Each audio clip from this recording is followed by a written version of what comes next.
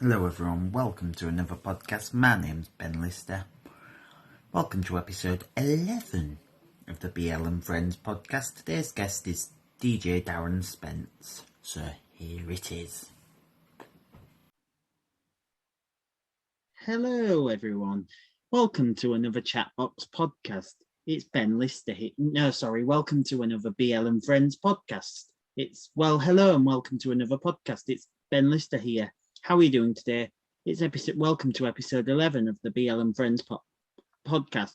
Right, let's crack on. As you know, each week I have a guest to talk about their career or their job and my friend or their hobbies, my closest friends. So let's crack on with this week's guest from all different radio stations. It's the one and only, and it's taken me ages to get him on board, Darren Spence. Hi, Darren. Welcome along. Hi, Ben. Thank you very much. Yes, it has taken a while. Apologies for that. I could always go, you know. You're a legend. So I'm happy to Bless have you you on board with the others. That's very, very kind of you to say. You're in humble company with the others.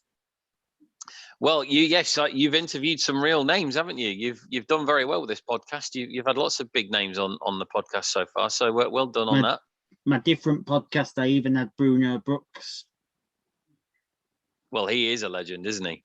And Neil Fox. But the only chat show host I want next is Kid Jensen to complete the yes. set. Lovely guy, and from all accounts, I've not met him, but a lovely guy from all accounts. And my goodness, what a voice and what a career he's had as well. And yes, that would be great. If you could get him on here, that would be phenomenal. Good luck to you. I almost had Chris Tarrant the other day. So what happened there then? Scheduling got in the way. Well, okay. Well, scheduling and life does get in the way of stuff. So just keep at it. You never know. Are you ready to go then? Go for it, mate. Go for it. Question 1. Where did you start your broadcast career? Okay. So if we're talking radio, I started on a little hospital radio station in Ealing called Ward Radio. I was working in London in the 90s, and I basically was really keen to get on the radio. I thought, I've got to start somewhere. So I knocked on their door, and I was able to sit in on some Friday night shows with a guy called Larry Vidal, who was doing a soul show. Really nice guy, top show as well. Just really enjoyed that. I've got very fond memories of being there on a Friday night with him, and I used to sort of help him grab the records out of the library, and I used to read his weather when he let me, because it was sort of one of those things I had to wait for my chance to get on air, and it was brilliant and much appreciated when he let me do that. And then eventually I got my own Saturday afternoon show, and I sort of covered all the football that was going on and talked about the showbiz stuff, played lots of big hits that were around at the time.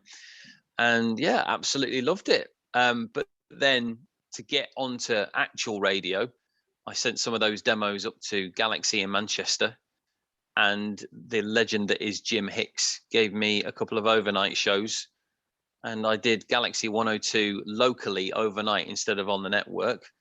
And then a year later, because it took another year for there to be any availability, I then managed to get some cover again for 3 weeks on there, and it all went from there. I left my job that I was working at in London to pursue a full-time radio career, and I've done, I think, 40 stations since. I've lost count, to be honest. I've opened the mic on about 40 stations. Been busy. Yeah. And which was your favourite station? That is a tough one, because there was lots of very good things about quite a few stations, but I have to say Rock FM. Very lucky to be there first time around, incredibly lucky to be there a second time around, and generally just loved it all. It was a fantastic place to be, the St. Paul's Square Church in Preston, and a great team. So many talented people have been through there. So many talented people I had the chance to work with as well. I got to work with the likes of Capital FM Manchester's Rob Ellis. I worked with Dixie, who's now at Heart Yorkshire. Craig Beck, who was a bit of a legend as well. He'd been on so many stations up to that point when I worked with him.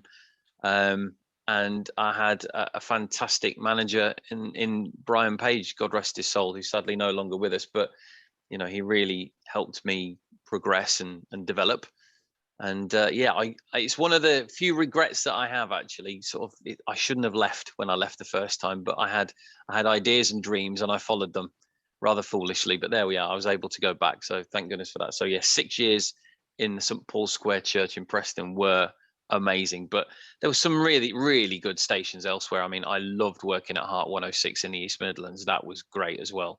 And obviously, look where Sam and Amy are now. They've done so well moving on to Virgin Radio, and they were so good on breakfast together. Really good. So yeah, I'd say those two, but Rock FM is the standout. Yeah, because we also have to look at different broadcasters as well, and look at them because, as I say, did you ever make it to the main Galaxy at Leeds? Yes, in fact, how dare I even forget Galaxy 105? Yes, I did the new mix at night for a year there, and yeah, Galaxy Yorkshire was amazing as well. That was quite early in my career, actually. That was after doing a few months at Manchester. They got me onto overnights in Yorkshire. A wonderful lady called Jean Branch hired me to do overnights there, and then after a few months moved me on to the Late Show for a year, which was just amazing, and did some great things with the figures there. Very happy and very proud of that achievement. And just Galaxy was just phenomenal. I mean, it was the biggest station outside of London at that point, and we helped get it to 1 million listeners, which is just unreal. And I also have heard of the Andy Durant who worked there, I think his name was. Andy Durant is one of the nicest guys you will ever meet, and a real talent. I mean, he's not just a lovely guy and not just somebody who is very good at making music, but he really knows his stuff, and he's got a massive passion for music. And I don't know if he's still there, but last I heard he was at Kiss Fresh and doing really good shows there. Yeah, and also we'll come on to question 2 now. Who were your broadcasting inspirations started when you were starting out? Okay, so the big influence, the one person who really made me want to do radio was Chris Evans. When I heard that breakfast show in 95, 96, it was the best thing I had ever heard. I don't know if you're aware of the Breaking Breakfast podcast that's out there at the moment with Dan McGrath, Holly Samos, and Johnny Boy Revel, talking about that time on the Radio 1 breakfast show. But my goodness me, that was a show I couldn't miss.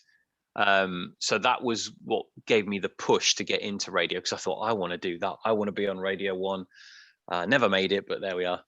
Yeah, there was so many things about that show that were just inspirational, aspirational, absolutely phenomenal. I mean, he's still doing great radio now on Virgin Radio, Chris, but that show in particular was just amazing. And so yeah, it was listening to that.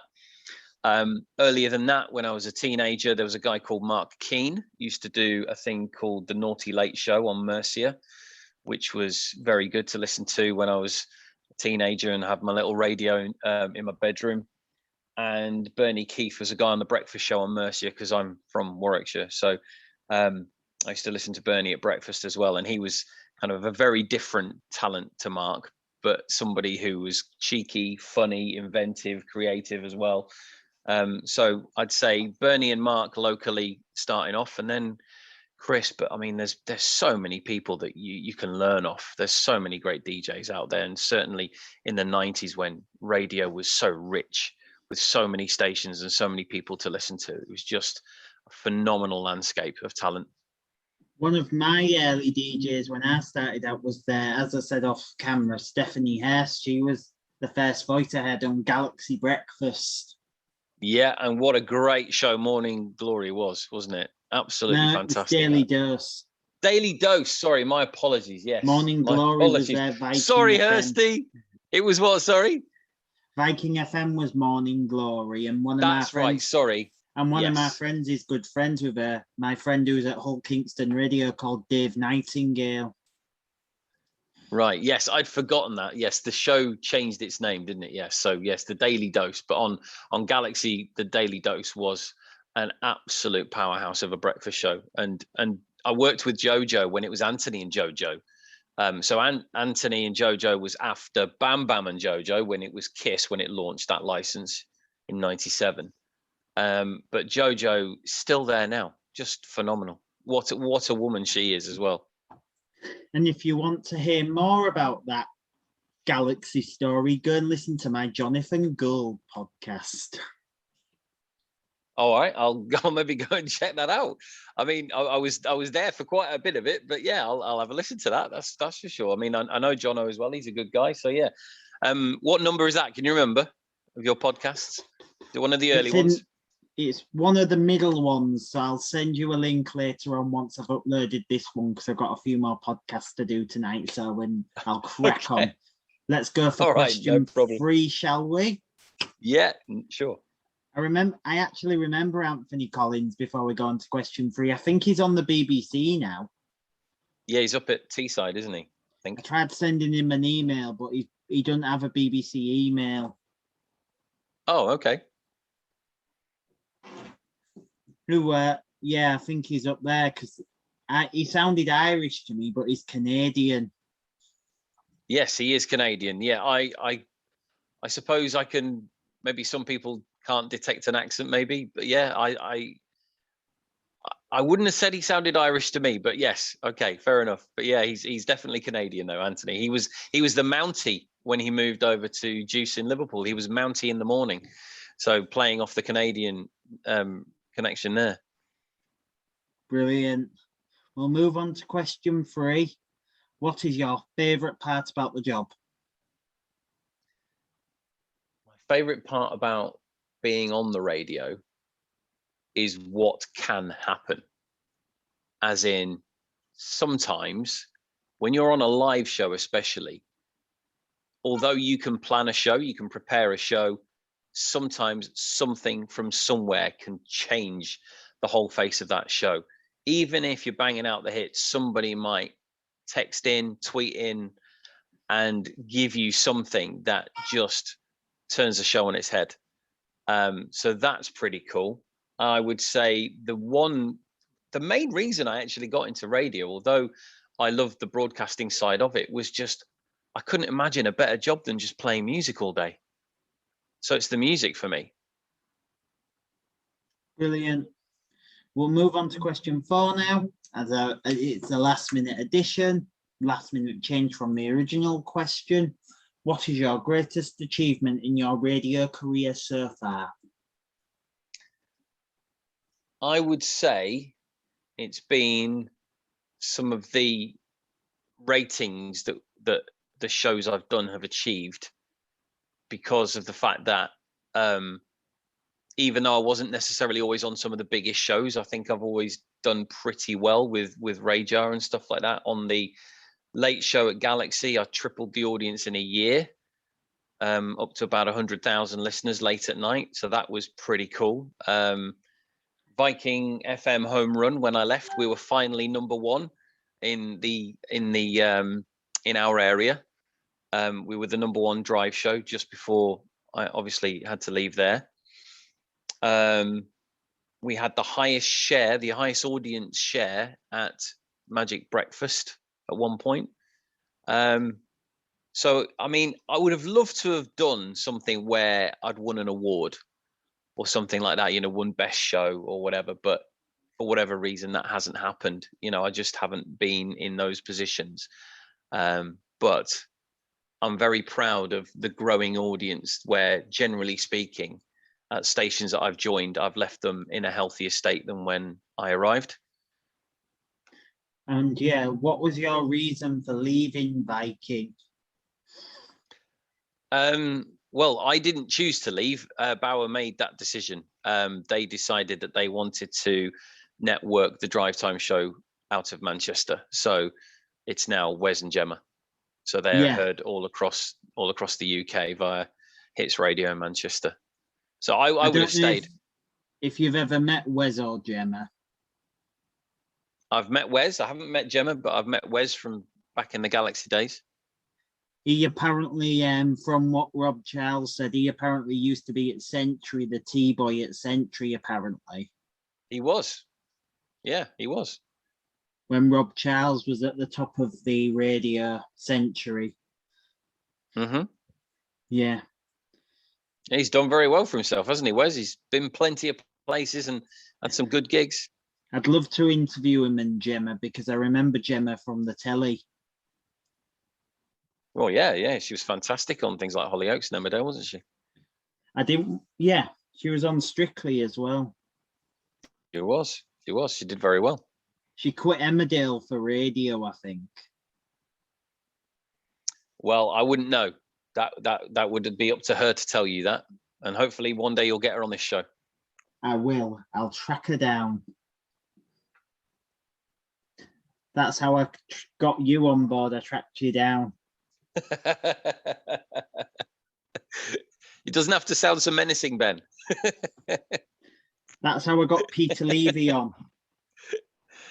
Well, if you don't ask, you don't get. Shy Ben's getting out, as Brian Page once told me. Shy Ben's getting out. Yep, brilliant.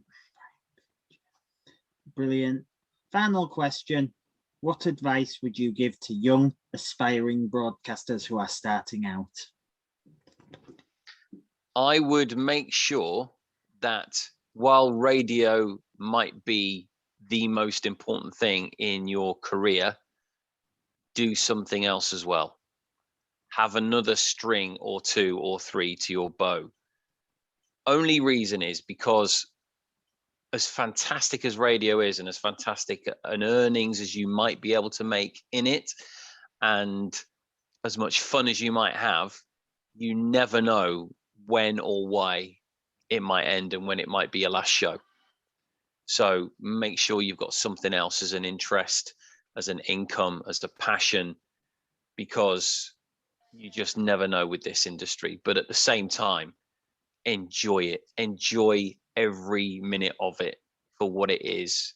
If you're in that studio, if you're working with a team, especially, if you've got that real energy in the studio where it's not just one person in a box, do make the most of that time when you've got colleagues around you and bounce off them and have a great time doing it. Because for me, radio is one of, if not the best jobs in the world.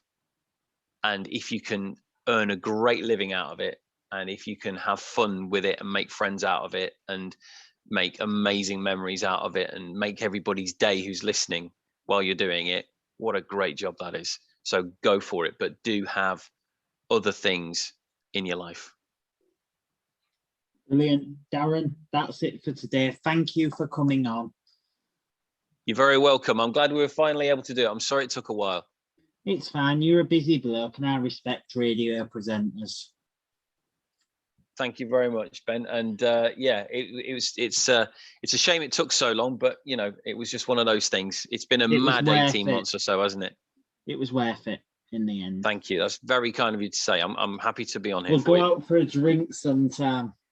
All right, fella. Thank you. Thank you. Do join me again for another podcast. Now, please give it up for Mr. Darren Spence. Thank you very much for watching and listening. And that's a wrap.